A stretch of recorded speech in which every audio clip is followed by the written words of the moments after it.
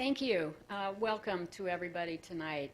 I am really delighted to be able to be the one to introduce Karen.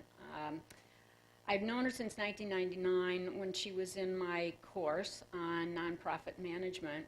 And some of you know that I require all of my students to affiliate with a nonprofit and do their analytical work on the nonprofit. And Karen had a project. I mean, she was at the Divinity School. She was cross-registering. And she had this project. She said, I am going to do this, which turned out to be IBJ. And I said, you're going to do what? Where? Why?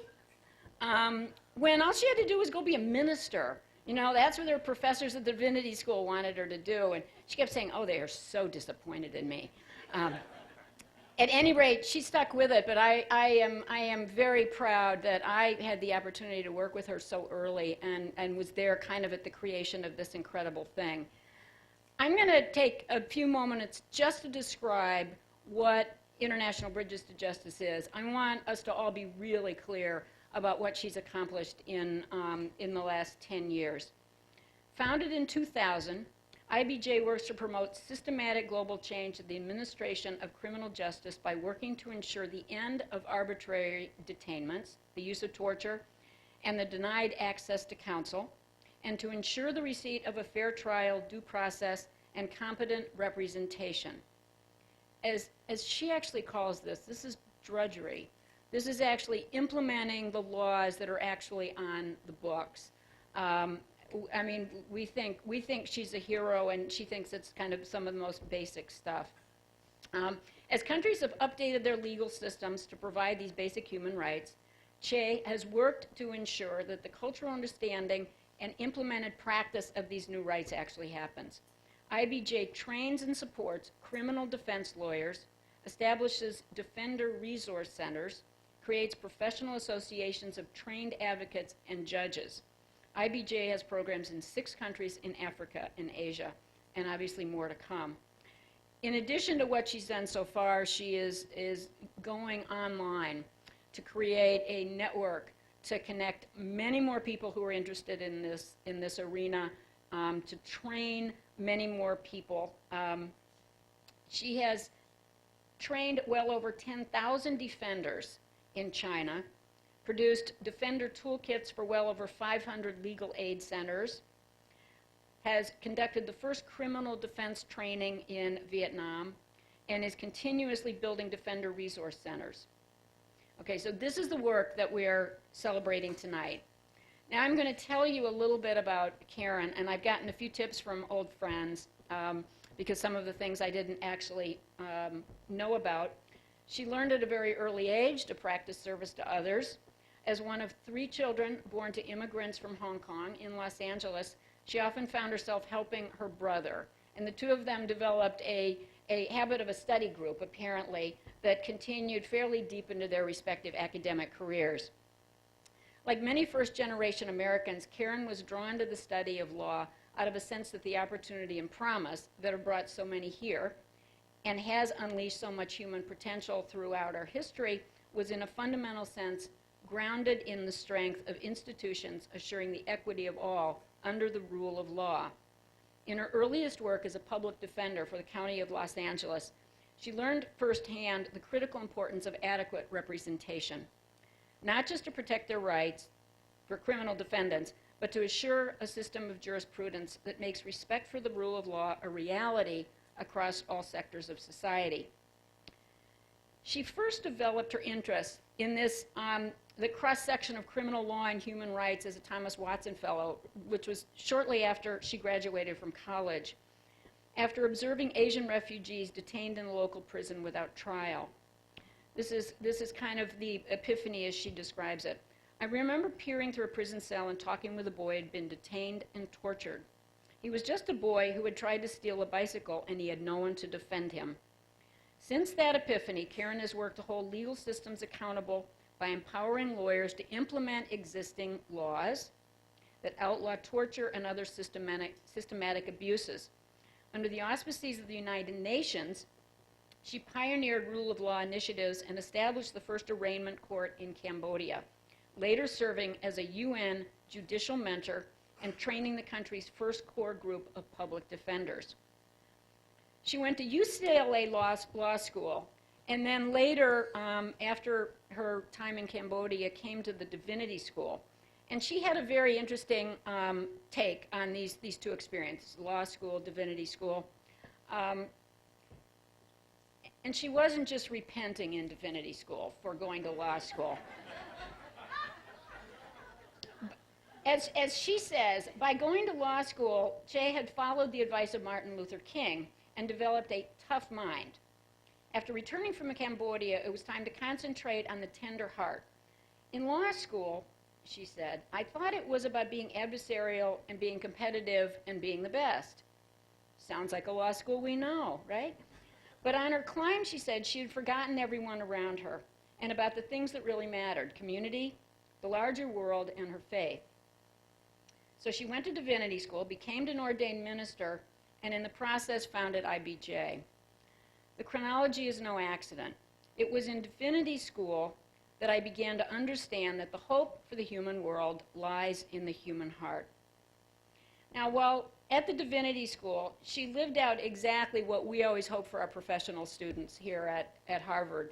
To be directed, to experiment, to savor and harvest everything you possibly can while you're here on this campus. And she knew she wanted to build this thing that became IBJ. She had an idea about where to start, where the biggest challenges were. And so she spent some time. How do you organize with Marshall Gans, communication with my colleague Marie Danziger. I know there are several faculty here from the Divinity School that she was learning about this. But she was really practical. How do you create an international NGO? How do you create partnerships of industry, bar associations, law firms, ministries of justice, and academe? How do you make pathways to the doors of the kinds of people who will not only guide your course, but come along for the ride? I'm one of the lucky ones that has come along with her for the ride for all this time. I keep running into her at more and more prestigious places with all of these awards. The Divinity School student, Karen, actually, as I mentioned, sought out resources all around the university and took several classes here. And in claiming, partial ownership of her here, we believe that she lived out in a very real way. The phrase that we hold up as our motto now, ask what you can do. Now, finally, I'll quote a letter from President Kennedy in transmitting the legislation he sent to Congress, which became the Criminal Justice Act of 1963. He said, in the typical criminal case, the resources of government are pitted against those of the individual. To guarantee a fair trial under such circumstances requires that each accused person have ample opportunity to gather evidence and prepare and present their cause. It is this simple refrain that Karen is attempting to accomplish across the world now. Now, this is the professional side of Karen's activities. I want to share some observations about her from the person who nominated her for the Gleitsman Award, Francis Jones, Chief of the Justice Unit of the United Nations Integrated Office in Burundi. These are marvelous observations about Karen. Karen Che is an exceptional woman. She has the ability to charm the most hardened of hearts, challenge and change long-held perceptions, and quite literally move mountains. Karen has an outstanding record of accomplishments, but they are but one small part of who she truly is. To find this side, one must simply talk with her one-on-one and see firsthand the power one individual can have on another, a profession, a society, a culture, and a world. That one individual truly can and is making a difference in the lives of the poor, forgotten, and oppressed. Barack Obama writes about the audacity of hope.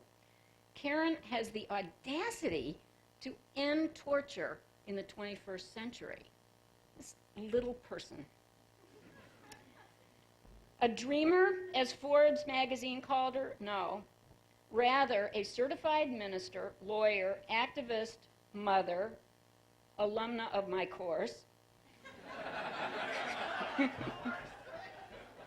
firmly grounded in the belief that torture ought to end and that it is indeed achievable, that it makes sense, and here is how we are going to do it. Professor Jerome Cohen, the Dean of China Law Practitioners and the NYU law professor, once told me, and this is still Francis James talking, Karen has the ability to charm the socks off of any hardened government official, and indeed she has. In 2000, Karen was able to reach a then unheard of memorandum of understanding with the People's Republic of China Ministry of Justice's Legal Aid Division to start a Know Your Rights campaign and to train a new generation of Chinese criminal defense lawyers. This is a man who, at the last minute, when Karen was literally on the way to his office, decided he was too busy to see her. And she persisted. She persisted with his assistant, and she followed him around town, it sounds like. And he finally agreed to see her. He then had dinner with her. And at the end of the dinner, he said, I don't know why, but I'm going to work with you. So this is her MO. Don't let go and go after what you believe in. We here at the Kennedy School are behind a long line of awards that Karen has gotten, beginning after college. Her alma mater, Scripps College, has given her 2 awards. I mentioned the Thomas Watson Fellowship. She was awarded the Defender Program of the Year Award, Official Commendation from the Minister of Justice of Cambodia, Echoing Green Fellow, Young Lion Award, Ashoka Fellow, School Fellow, First Decade Award, the American Bar Association's 2008 International Human Rights Award. And while she has received accolades for her work, as I've just said, she has struggled mightily to raise the relatively few dollars that it has taken to launch this worldwide movement. This is truly the definition of leverage, because the amount of dollars is amazing when you think about the breadth of impact that she has had. But one of the pitches I want to make is that, ask not what Karen can do for us. Ask what you can do for Karen. It is most important that those of us who are her biggest fans and supporters figure out ways of helping her. And so, Karen, I am deputizing everyone in the room to help you out in your quest. Let's remember that her purpose is just getting regimes to implement their own laws. It is all about implementation. And so we need to support her in that. And so finally,